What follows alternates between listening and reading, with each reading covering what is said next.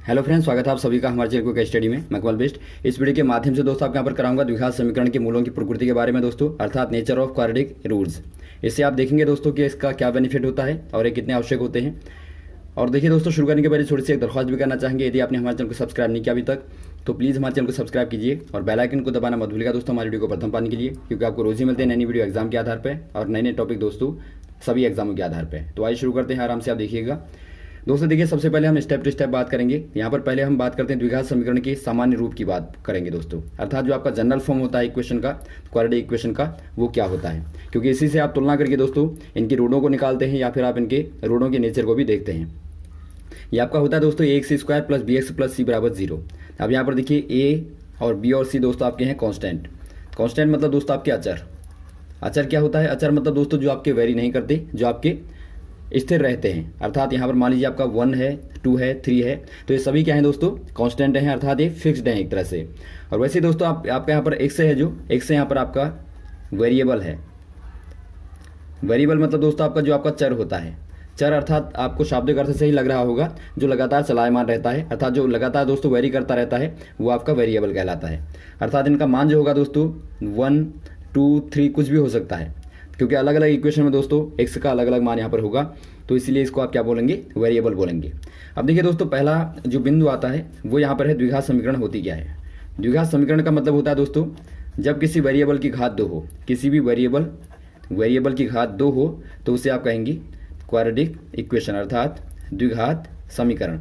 अब यहाँ पर देखिए आपका वेरिएबल क्या है दोस्तों? वेरिएबल आपका एक्स होगा, तो एक्स की घात 2 जहाँ पर आपको दिखेगा वो आपका एक द्विघात समीकरण कहलाएगी। अब यहाँ पर देखिए, जैसा कि आपने ऊपर देखा, यहाँ पर एक वेरिएबल की मैक्सिमम घात कितनी है दोस्तों? 2 है। अब इस प्रकार की भी आपकी इक्वेशन हो सकती है एक्स स्क्वायर प्लस सी बराबर 0। तो ये भी एक क्या है? द्विघात समीकरण है, क्योंकि आपको यहाँ पर एक वेरिएबल की घात को 2 आपको देखने को मिलता है। तो ये दोस्तों आपका केवल एक वेरिएबल में द्विघात समीकरण है। वैसे आपका इस प्रकार का भी हो सकता है x square plus b y square plus c बराबर 0। ये भी दोस्तों एक द्विघात समीकरण का रूप है, लेकिन यहाँ पर कितने वेरिएबल आ गए? 2 आ गई। एक चर आपका एक्स है, एक चर आपका वाई है। तो इस प्रकार से दोस्तों ये आपके द्विघात समीकरण के एग्जाम्पल हैं। ये आपको क्लियर हो गया होगा कि आपका द्विघात समीकरण क्या होती है। अब हम चलते हैं दोस्तों अगले वाले बिंदु में। दूसरा बिंदु आपका आता है कि आपका मूल क्या है, जिनकी हम बात करते हैं, रूट्स की बात करते हैं। मूल अर्थात आप रूट भी कहते हैं इनको दोस्तों, और इनको आप जीरोज भी कहते हैं, अभी आप देखेंगे। मूल का मतलब होता है दोस्तों जब आप किसी भी इक्वेशन में ऐसी संख्या होती है, आपका a x square plus b x plus c बराबर आपने 0 देखा, तो ऐसी संख्याएं दोस्तों एक्स का ऐसा मान जिसके लिए समीकरण संतुष्ट होती है। संतुष्ट होने का मतलब दोस्तों, सेटिस्फाई होने का मतलब क्या है कि यहाँ पर आप x को रखेंगे तो आपको 0 प्राप्त होगा। तो x का ऐसा मान आप रखेंगे जिससे आपको इक्वेशन का सोल्यूशन आपको 0 मिलेगा, उन्हीं को आप क्या बोलेंगे? मूल कहेंगे। तो x का ऐसा आप यहाँ पर लिख सकते हैं डेफिनेशन में, x का ऐसा मान जिसके लिए समीकरण जो है संतुष्ट होती है या फिर समीकरण का मान हमें 0 प्राप्त होता है, उन्हें आप क्या बोलेंगे? उन्हें बोलेंगे आप मूल, या फिर आप कहेंगे जीरोज। जीरोज क्यों बोलते हैं? जीरोज या फिर आप कहें शून्यांक। शून्यांक आप इसीलिए बोलते हैं क्योंकि इनको रखने पर आपको शून्य प्राप्त होता है, तो इसलिए आप इनको शून्यांक भी कहते हैं, इनको आप मूल भी कहते हैं। तो दोनों एक ही बात है। अब तीसरा यहाँ पर बिंदु आता है दोस्तों, आप मूल कैसे निकालते हैं? मूलों को आपको निकालने का तरीका क्या है? एक तरीका तो आपका होता है दोस्तों आप गुणनखंड की मेथड से निकालते हैं। एक आपके यहाँ पर जो हम बात करेंगे वो आपका होता है श्रीधराचार्य सूत्र। इसके मुताबिक क्या होता है दोस्तों, आपने इक्वेशन देखी a x square plus b x plus c बराबर 0, इसको आपको नहीं छोड़ना है लगातार।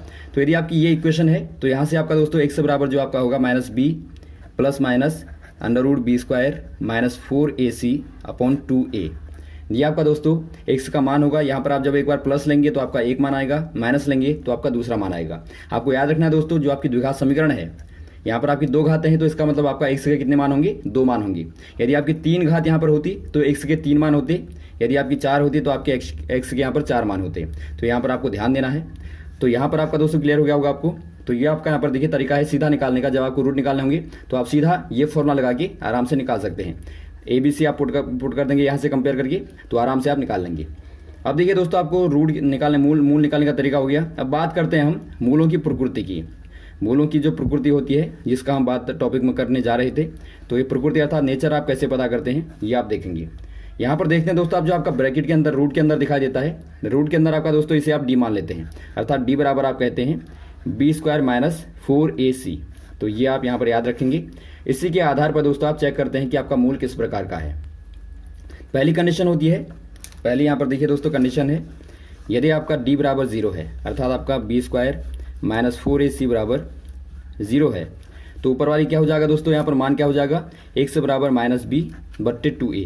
अर्थात यहाँ पर देखिए x के दो समान मान आपके आएंगे, तो आप कहेंगे इस कंडीशन में x के समान और वास्तविक मान आपको मिलेंगे दोस्तों। ये आपकी पहली कंडीशन हो गई। तो आपको यहाँ पर देखिए डी को निकालने की आवश्यकता है। यदि आप डी को निकालेंगे तो आपको आराम से पता लग जाएगा, 0 आ जाएगा। तो आप ऑप्शन में टिक कर देंगे कि आपके जो समान मान होंगे और जो आपके वास्तविक दोनों होंगे उनको आप टिक कर देंगे।